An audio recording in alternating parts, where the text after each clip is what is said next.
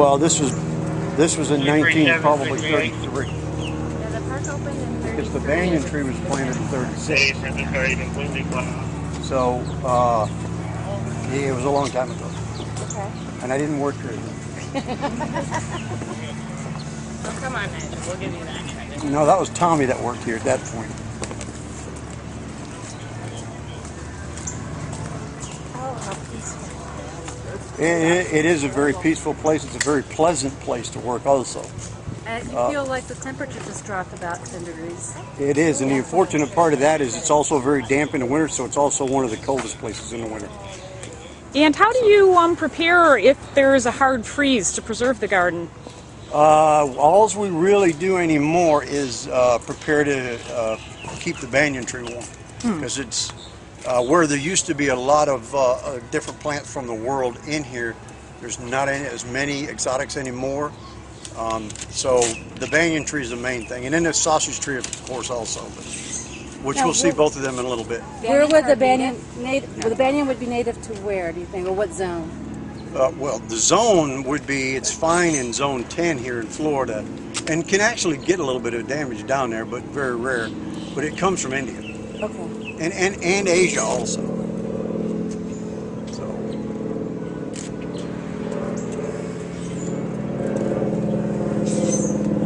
And typically, so 10 is typically warm enough, but you've had times when it's dropped below what you would expect from it? We start heating the banyan tree at 35 degrees, and it's fine at 35. The reason we do it at 35 is just to get a head start on temperatures. If we know the temperature is going to be 35 or 33 or something like that, we don't worry about it as much. We still like the heaters in precaution, but the reason we get critical on the 35 is if we know it's going to go down to 25 or something, we want that head start, because we know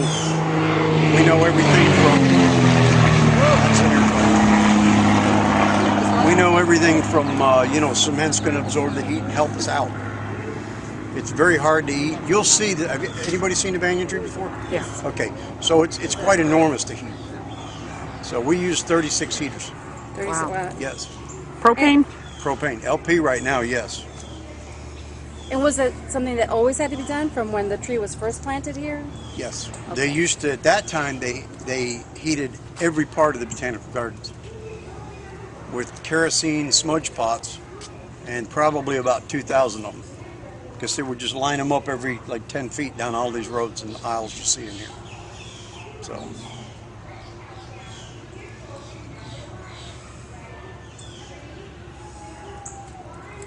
Next stop? Yep. All right. Show me a nice overlook. We grow a lot of, in this part we go for a lot of tropical color. That's why we use a lot of the crotons and a lot of Thai plants and all that. And then we do have, normally we would have some orchids and bromeliads in this area, which we do have a few, but not very many. And we'll be improving on that. How much work had to be done here? Was this like totally done to seed or whatever? I mean, No. because it was closed No, in we- 98, right? Well, yeah. In '98, it was closed, and when they reopened it, there was quite a bit of work that had to be done. I wasn't here then, but When was that? They reopened it wasn't it before the park came? The rest of the park? yeah. And then what happened is Maxwell had it, and then Kent Busher bought it. He reopened it. When was that? That was in 2003, I believe. Yeah, we bought it the year before the hurricane. And then the hurricanes came right when he was getting ready to open it. And then here we are now. Didn't the guy that owned those theme parks up in Valdosta?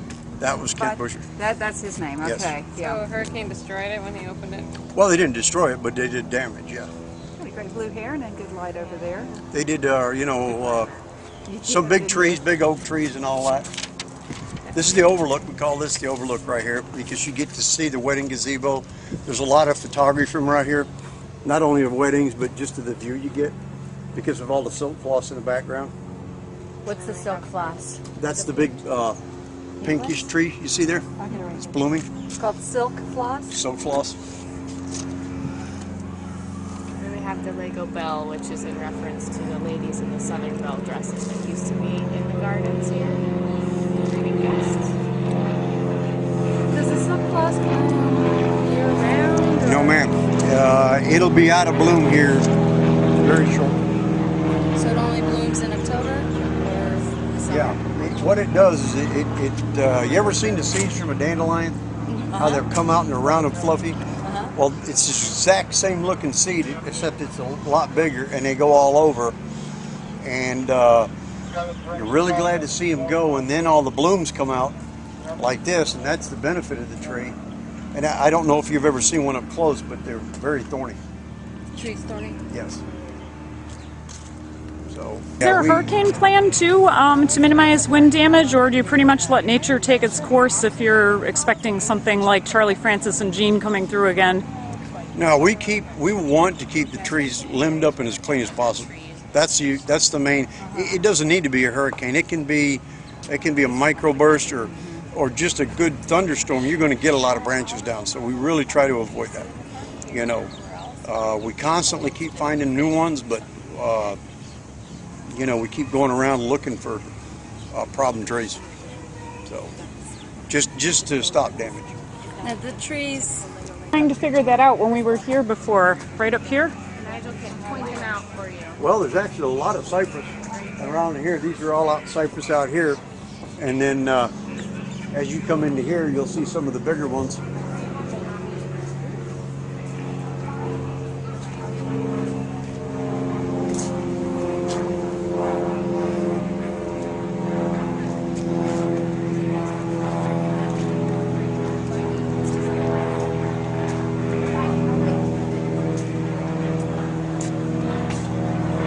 How much acreage is there in this garden area? 39. 39 acres. Is 39 It walkable acres? actually depends on where you measure it from. But what we take care of is 39 acres. And how many miles of walking trail is there in this area, or less than miles? I have no idea, but it's more than I want to do all the time. So you could, in theory, drop off your kids and then come walking in the garden all day? Oh, well, yeah, you could spend some time down here if you're patient and you look for certain species and all that, and go hunting for certain things. Yeah, absolutely. So there's a lot of different things in here to see that you've never seen a day. So, you know, if you come back a second time, you'll notice something different. Well, of course. 'Cause you don't These have are everything. these are the cypress right here, and these are cypress knees underneath them. And the cypress knees are strictly there to let the plant breathe when the water comes up.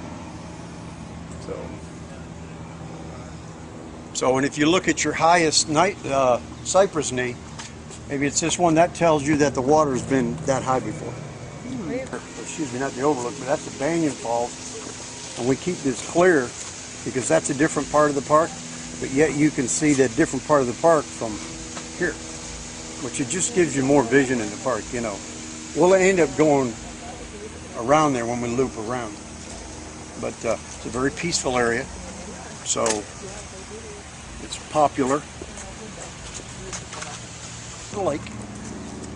So it used to be, this is an area where they used to watch some of the ski shows from, and boat races they used to have out here. What is this plant to Papaya. your left? Is that a papaya? That's a papaya. That's an edible fruit. There's quite a few of these in the park. Those we grow at home. Yes, yeah, I know what that is. Not in New York. We have a lot of fruit trees in here. Bananas, I get that from the Caribbean. That's a banana right there. Yeah. That I recognize. So I think this will give you. We have them in our yard. See this cypress knee right here? Yeah. And then you see that water back there? You can see that how high this lake has been at one point.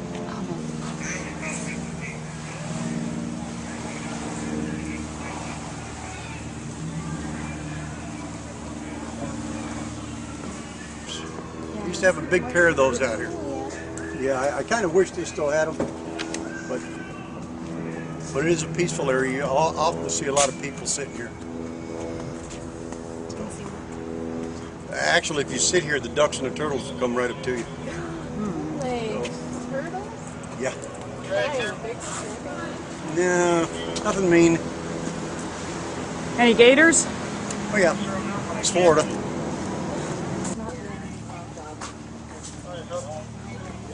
What was the activity of the boats? That's pretty. What's the red bloom?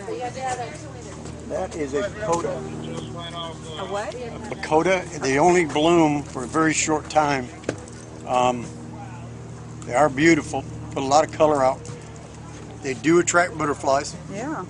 So most of the butterflies you'll see in here now are going to be yellow. And then sometimes we'll get the swifttails in here. Hello, I've personally never seen a monarch in here, but I'm sure they're in here, but I've just never seen one. So I've seen some butterflies. I can't tell you what they are. I've seen blue ones in here and everything. So it's very interesting to see them. Yeah. Yeah, there was a section farther down that almost seemed to be a butterfly garden when we were in here earlier in the Yes. week. That's the conservatory. That was all butterflies, and there was hundreds of them, and they were from all over the world, but they had to be closely monitored by USDA because obviously if you let butterflies from South Africa or wherever get out, you'd have an issue with it. So, and to my recollection, there's never been one escape, which is good news. It's a shrimp plant. Shrimp. Yeah, or popcorn. They bloom for quite a while. You'll see quite a few of them in the park. So are most of these plants from the tropic? Well, a lot of these are classified as tropical plants. Okay. And they don't do good in freezes. Right. So when we get a hard freeze, yes, we have to do a lot of cutting back. Here's the banyan tree. Wow. Yeah, that is. This will shed its leaves about twice a year. Wow. And when it sheds, we clean it up every morning. And by 10 o'clock, you can't see the sidewalks again. So, and then you'd think that it can't grow the leaves that fast to resupply itself, but they're immediate. As a matter of fact, you'll see a lot of light green on there right now. That's the new growth. So, because it just got done shedding its leaves. And it's still shedding a little bit, but not as bad as it was. So, it's also probably the coolest spot in here. Because there's, in the middle, it just never gets hit by sun. Which makes it a hard area to grow things in. Yeah, so there's no wild cats, and there is one. There's quite a few cats. They're ferals? I guess you'd call them ferals. They're probably somewhat, I guess they're just naturally here. They're Legoland cats, if you will. I don't think anybody really feeds them or anything, but some of them are pettable and they'll get close to you and they're not, you know. What a begonia. That's a begonia. Wow, that's a huge one. Yeah, there's several of them in here.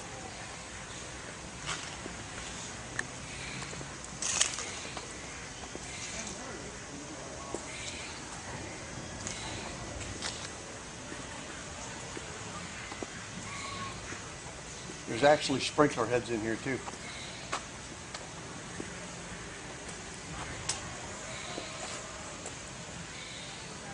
And is that if the weather's dry to keep it? Well, the whole botanical gardens are irrigated. So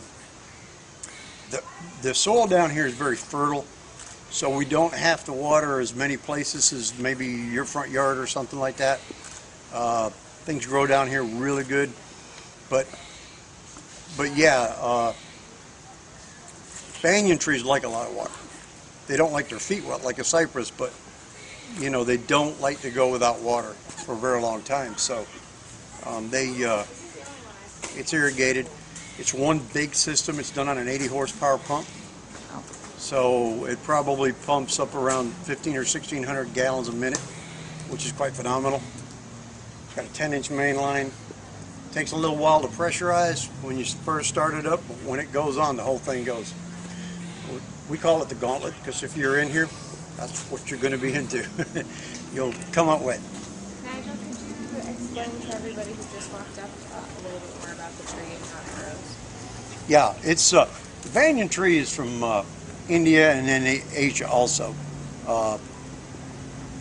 This tree was brought here in 1936. It's been froze back several times.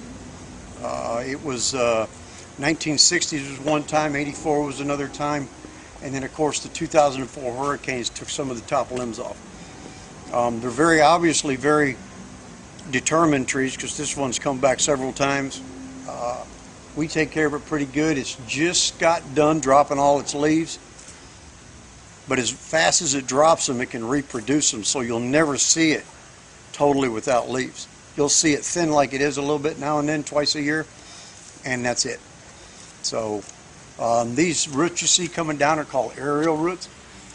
They do that because it requires a lot of nutrients from the ground and to support the long limbs that it has. So, Is there a best time of year to see the gardens as a whole? the whole gardens, I think that's that kind of is up to your personality really, because if we see them in the springtime when everything's just starting to come back out again, it's a really green time, if you will. On the other hand, if you come through here in the fall, you probably will see a few more blooms, and everything is kind of already set, ready for winter, if you will. So if you came here, 10 times a year, you'd end up knowing what time was your favorite. Mine is pretty much all year. Yeah. So. How do you care for it? You say you take good care of it. What do you do? One of the things we do for it is the heating up. That's the most critical thing because it doesn't belong in its zone. So we heat at 35 degrees. And we don't like it when it goes under 25 degrees because that's really nervous. Now 2 years ago we saw 17 degrees in here, which was scary. So, but I don't think that's enough to kill the tree with the way we're doing it at all. I think really what that means is we're going to get frost damage and freeze damage, and when we go up and clean it out, we'll take care of that and it'll come back. So You clean it out by cutting back. some of the frosted branches. Now, how is this one standing? I mean, hanging without any support. Well, they're a very strong tree, but I noticed this is you only... look at some of these other ones with the aerial roots, they're actually a little bit longer. You see some of these have been cut off, and that was from 1984 when it froze. So How cold was it then? I don't know the temperature. We could probably find it out, but That's good. I don't know how they heated it. That's the important part. Because they used to heat it with radiant heaters, and they'd be on stands. We used turbo heaters. The jet heaters, are you familiar with the jet heaters? So that's what we use. We use 36 of them. So the whole length of it then? Well, pretty much what we do is it starts down there a little bit and it goes up this path and it goes all the way around the banyan tree till about right over here. And we don't have to worry about that size because we get heat. If the wind comes in this way, we get heat off the lake. That's why we concentrate in like a horseshoe pattern on it. Do you get dieback in the parts of the garden where you're not heating? Yeah, but just like your front yard, we get dieback, and then, we've got some very experienced gardeners. We come in and we cut everything back, and that's what I mean, it's just, Oh, it's always green. yeah. You I'm from Minnesota, so yeah. like these bananas are very susceptible to frost. So when you have a frost, it's about a week later from when you see the most of the damage. But we quickly trim them back, and as soon as we trim them back, they're coming back out. So the amount of plants we lose in here in a year is very, very, very low. So I think Yeah, because we're getting eaten. I think we lost two coconut palms last year. So Any plans to expand the gardens beyond those gates that were closed? no, them gates go into a different part of the property. So, but there is plans to do different things within the gardens, and that's just open them up a little bit so you can see a little bit more. And any clues as to what you're going to do garden-wise in the water park? Clues? No. Ideas? Yeah. What kind of ideas? Well, if we have a say-so in it, what we'll end up doing is, and when I say a say-so, I mean from a landscape point of Right. view, we'll have it with things that look as exotic as we can, but keep everything within what belongs in this region. So, we'll get a lot of the Florida beauty, but it'll be less money to maintain and less worry about plants that don't belong here. So we don't have to heat them. Right. So, You could do so many Yeah, we can go glorious around that things one. with indigenous plants. So. you can. Right. There's really, really a lot of plants that'll grow in this region that are very nice. Actually going to go this way. That way, okay?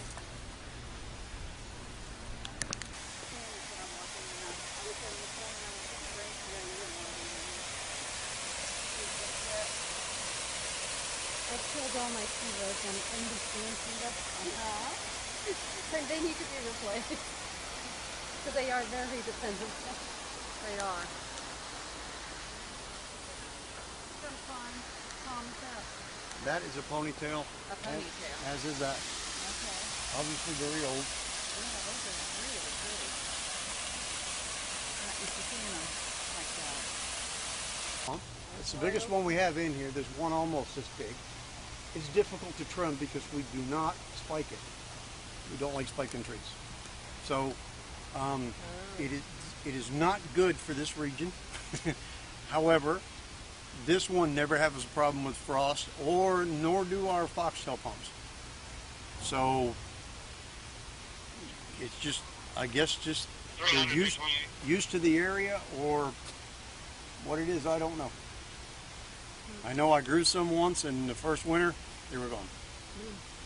So It's pretty unique. yeah, the sausage tree is another one we usually heat, but Oh, that was there. this comes from Africa, and they actually used to make beer out of that, and probably other things too. But I don't know if it's edible, but I think it's an interesting tree.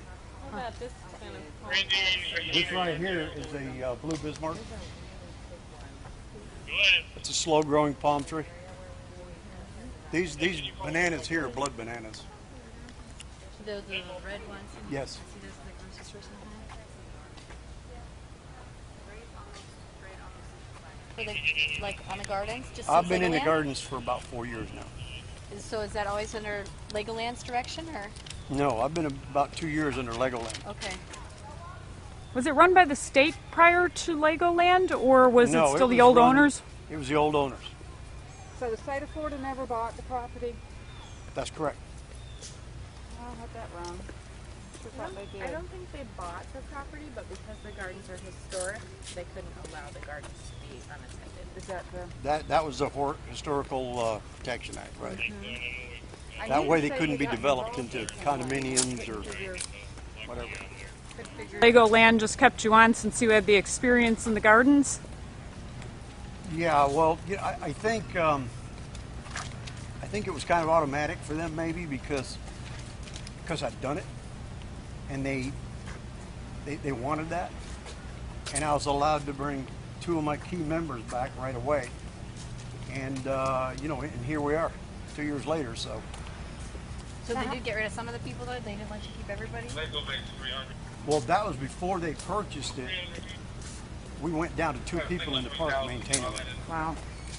So when they purchased it, just about immediately, I was allowed to bring 2 of my key people back, which are still here today. So it was bare bones staff at the time when with the previous owner they were just kind of doing enough to keep it maintained? Well, the previous owner had closed it the fall in September before Legoland purchased it. So when they closed it in that September, they laid everybody off except for 2 people. And it was up to us to maintain it as best as possible. Obviously, it's 150 acres, and you have to pick and choose sometimes. Nigel, how many in staff do you have right now? We're supposed to have 19 others beyond me, which is not quite enough, but we have a total of 14.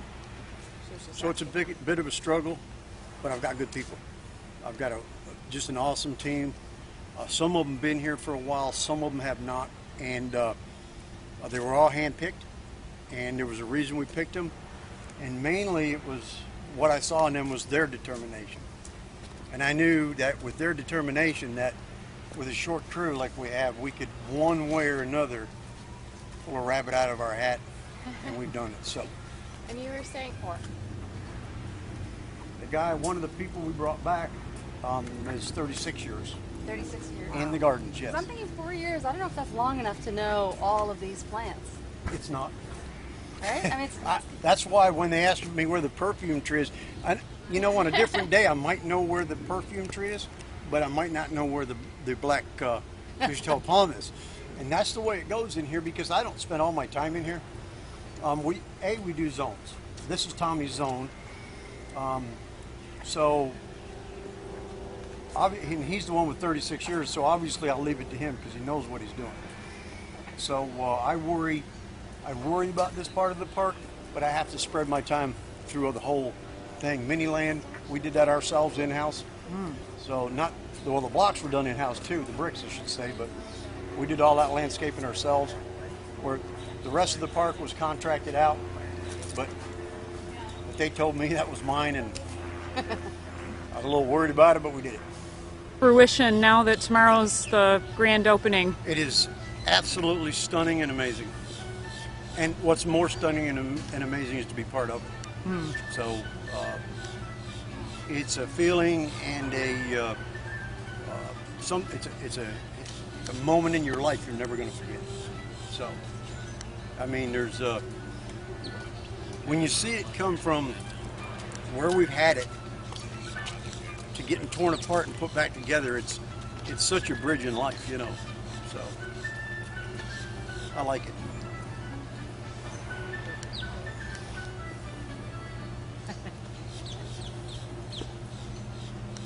Nigel, thank you so much. That was a great tour. Not a problem. Thank you. Enjoyed it. Anytime. You'll enjoy the rest of come your back day. when there's Thanks. normal Nice meeting tours you. because they get more in depth on specific plants, botanical names, regions they come from, cold temperatures, warm temperatures they like, and we really focus on that. We don't. If we could have a tour in there all day long, we would, but we're going to shoot for one this year, and then by next year we want to do 2 tours a day. Great. They're difficult to do because just like you saw today, the first one was one person. This time I had all you guys. So, that's normal. So when somebody's going to go around here and give a tour and they have to give it to one person, it's actually harder.